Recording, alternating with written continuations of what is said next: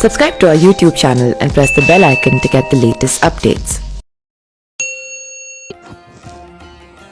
भूवैज्ञानिकों ने शोध में पाया है कि अगर 4 बार हिमालय पर्वत श्रृंखला को एक के बाद एक करके जोड़ने की कल्पना करें तो इतनी विशाल पर्वत श्रृंखला भी कम से कम 2 बार धरती पर रह चुकी हैं। सबसे बड़ी बात यह है कि पृथ्वी के विकास और जीवों में और पौधों की उत्पत्ति से भी उनका गहरा नाता पाया गया है।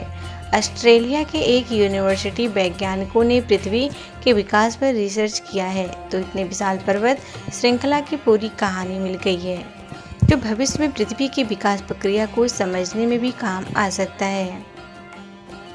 पृथ्वी के इतिहास में 2 बार हिमालय जितने ऊंचे और हजारों मील लंबी पर्वत श्रृंखलाओं का जन्म हो चुका है। वो वैज्ञानिक उसे सुपर माउंटेन कह रहे हैं। स्पेस.com के मुताबिक कैनबरा स्थित ऑस्ट्रेलियन नेशनल यूनिवर्सिटी की पोस्ट डॉक्टोरल स्टूडेंट और पर्वत श्रृंखलाओं के विकास पर एक नई शोध के लीडर ऑथर जियोजू ने एक बयान में कहा है कि आज इन दोनों सुपर माउंटेन के कुछ जैसा कुछ भी नहीं है, लेकिन उन्होंने पृथ्वी के विकास के इतिहास में आए इन दोनों सुपर माउंटेन की विशालता का अंदाज़ा इसी बात से दे दिया कि सिर्फ उनकी ऊंचाई से ही नहीं, अगर आप 1500 मील लंबे हिमालय को 3 से 4 गुना करके कल्पना कीजिए, आपको इसकी विशालता का अंदाज़ा लग जाएगा। शोधकर्ताओं के मुताबिक पृथ्वी के विकास के दौरान इन दोनों सुपर माउंटेन 2 अलग अलग बार में बने और फिर नष्ट भी हो गए। पहला सुपर माउंटेन 200 करोड़ साल पहले 180 करोड़ साल पहले के बीच विकसित हुआ, जबकि दूसरे सुपर माउंटेन का विकास 65 करोड़ साल से लेकर 50 करोड़ साल के बीच में हुआ था। शोधकर्ताओं का मानना है कि दोनों सुपर माउंटेन का आपस में लिंक है और ये दोनों ही पृथ्वी के विकास के इतिहास में महत्वपूर्ण काल के उदाहरण हैं।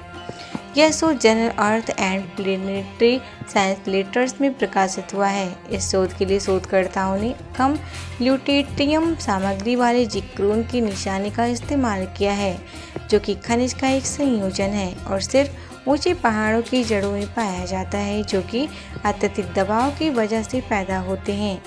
इसी से सुपर माउंटेन की पहचान हो पाई। पहले सुपर माउंटेन को नूना सुपर माउंटेन कहा गया है, जबकि बाद वाले सुपर माउंटेन को ट्रांस-गोंडवाना सुपर माउंटेन का नाम दिया गया। शोधकर्ताओं का कहना है कि जब सुपर माउंटेन नष्ट हुआ तो उनसे महासागरों को फास्फोरस और लोहे जैसे आवश्यक पोषक तत्व प्राप्त हुए, जिसमें जैविक चक्रों को गति मिली और विकास की अधिक जटिल प्रक्रियाएं शुरू हुईं। हो सकता है कि सुपर माउंटेन की वजह से ही वातावरण में ऑक्सीजन का स्तर बढ़ने में मदद मिली हो, जिससे कि जटिल जीवन के लिए आवश्यक सांस लेने की प्रक्रिया में सहायता मिली हो।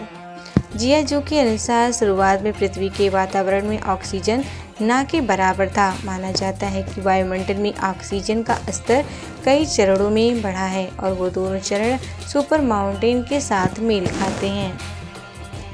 शोधकर्ताओं के मुताबिक इन दोनों विशाल पर्वत श्रृंखलाओं की उत्पत्ति और नष्ट होने की प्रक्रिया ने हो सकता है कि हमारे ग्रह के इतिहास में 2 सबसे बड़े विकासवादी प्रगति की अवधि को भी बढ़ा दिया हो।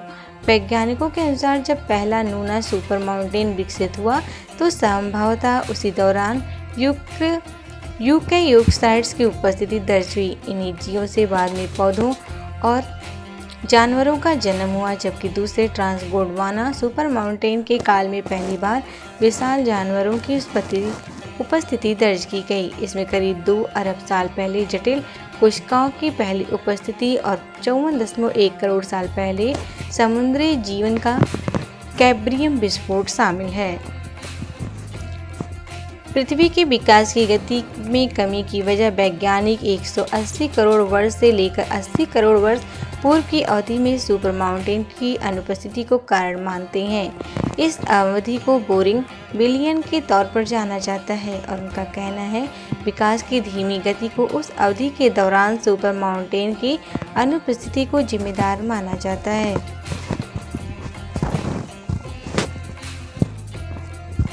जिससे कि महासागरों को पोषक तत्वों की आपूर्ति कम हो जाती है या खोज पृथ्वी के विकास के इतिहास को नई दिशा दे सकती है। Subscribe to our YouTube channel and press the bell icon to get the latest updates.